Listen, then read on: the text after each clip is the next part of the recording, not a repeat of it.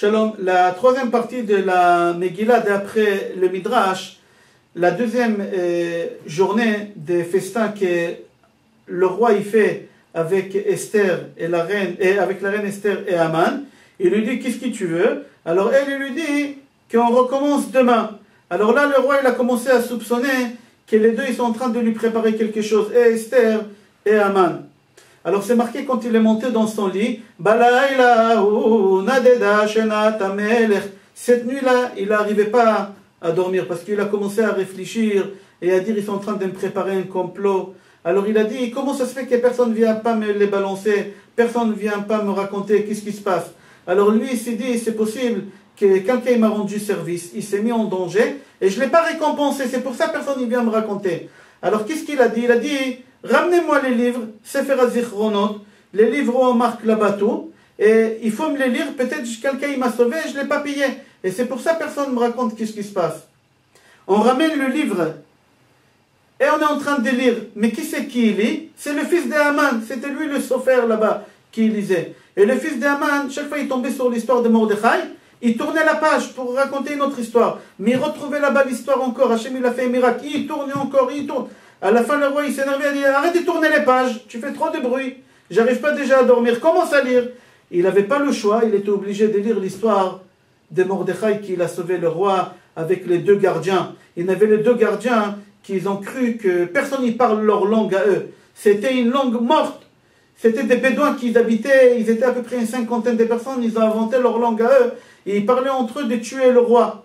Et ils ont cru qu'un vieux juif là-bas debout, lui c'est leur langue. Mais on a dit que Mordechai il faisait partie de Knesset Agdola. Et de pouvoir faire partie de Knesset Agdola, il fallait connaître toutes les langues. Parce que c'était un grand bédin, il fallait écouter tout le monde après la façon qu'ils s'expriment avec leur langage, avec des interprètes, c'est plus la même chose.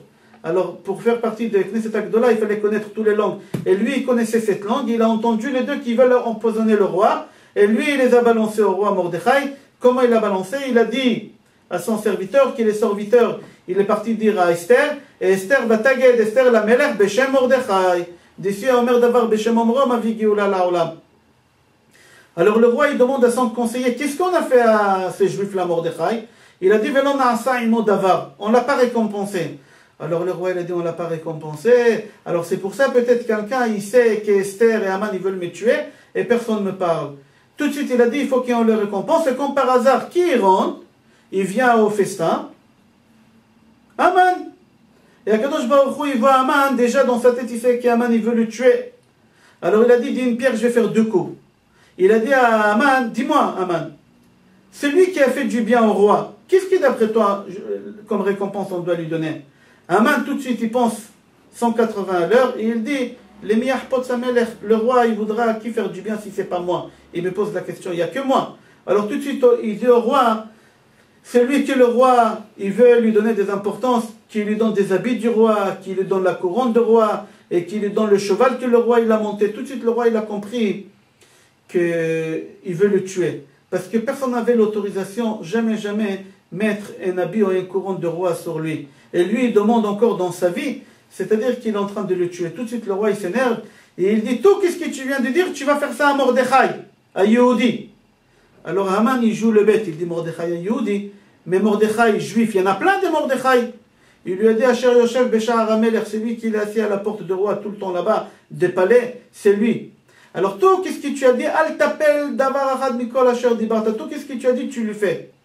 Haman il n'a pas le choix, il va voir Mordechai, et Mordechai quand il le voit arriver, il ne savait pas tout ça, il a cru qu'il veut commencer à l'énerver. En fin de compte, Mordechai il a compris, alors Mordechai il a commencé à se moquer de lui.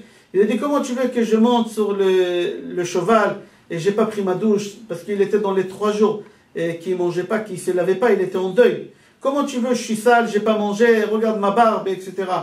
Alors il lui a dit, bon, à cette heure-ci, où je vais trouver un bain public? Et il dit, bon, ramène-moi chez toi à la maison et tu me laves. Alors Haman, il était obligé de laver Mordechai. Après, il fallait le ramener chez le coiffeur, il n'y a pas de coiffeur à cette heure-ci. Alors c'est Haman qui lui a coupé les cheveux. Il faut savoir que Haman, son métier à lui, c'était un coiffeur. Et Haman, il pleurait, il disait à Mordechai, regarde où tu m'as ramené 30 ans en arrière, où où j'étais moi il y a 30 ans ici en train de laver les gens et de leur couper les cheveux. Après, Haman il prend Mordechai, il les fait asseoir sur le cheval, il les fait tourner dans les rues, et il crie Kacha ya'asel ha'ish asher hamelech hafetz bi'ikaro. La fille d'Haman, elle voit ça par la fenêtre, ses yeux ils sortent, et des colères elle est tombée, elle est morte là-bas. Ok, quand il finit, il rentre chez lui à la maison, Avel vechafoui rosh.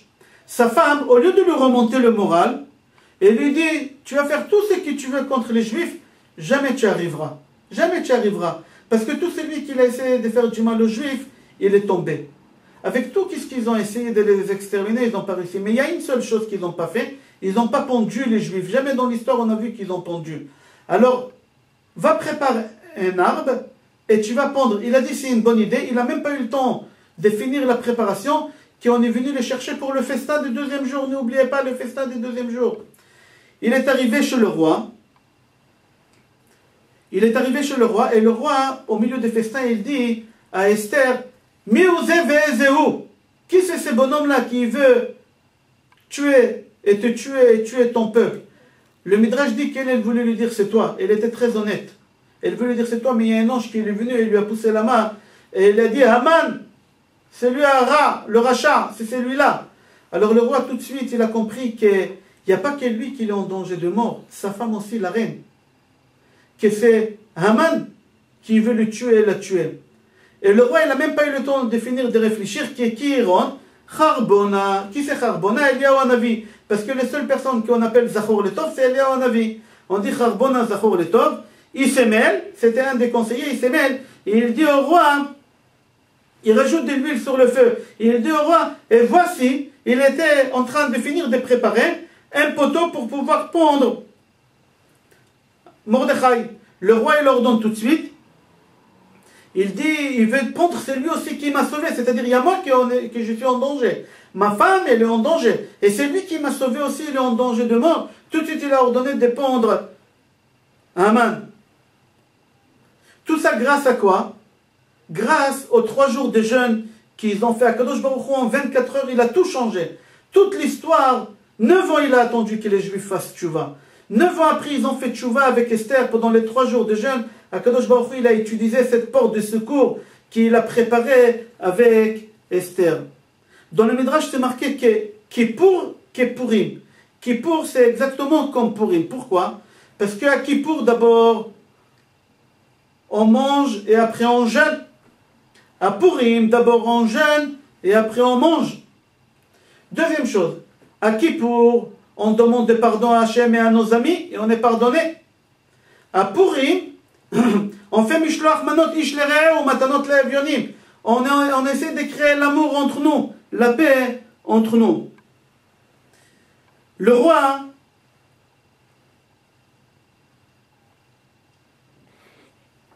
dans la Megillah, chaque fois qu'on s'est marqué Achashverosh, c'est le roi Achashverosh. Et quand c'est marqué Hamelech Achashverosh, c'est Akadosh Baruch Hu. Parce que le mot Megillat Esther, Aster Astir Panay Mehem, il est caché. Toute cette délivrance, elle est cachée. Akadosh Baruch Hu, il a attendu que le Béné Israël fasse Teshuvah. Si vous lisez la Megillah, chaque fois quand c'est marqué Hamelech Achashverosh et vous dites les noms de Hachem, vous allez voir que ça marche très très bien. Et Achashverosh, c'est le roi Achashverosh tout seul. À la fin de la Megillah, il y a une chanson qui on dit Arur Haman, Baruch Mordechai, Arur Zeresh, Baruch Esther, etc. Quel mérite il a eu Haman qui ont dit Arur Haman, Baruch Mordechai en même temps? On les maudit, on les bénit, mais en même temps, quel mérite il a eu d'avoir son prénom à côté de Mordechai? Alors le Midrash dit, parce que grâce à lui, les Béné Israël, ils ont fait tchouva. Ils ont fait tchouva par rapport au festin des 7 jours qu'ils ont mangé. Ils ont fait tchouva par rapport aux statues qu'ils ont prosternées devant Nebuchadnezzar. Je vous souhaite Be'ezrat Hashem, Purim Sameach, Bracha ve'Hatzlacha, Vechol Tov.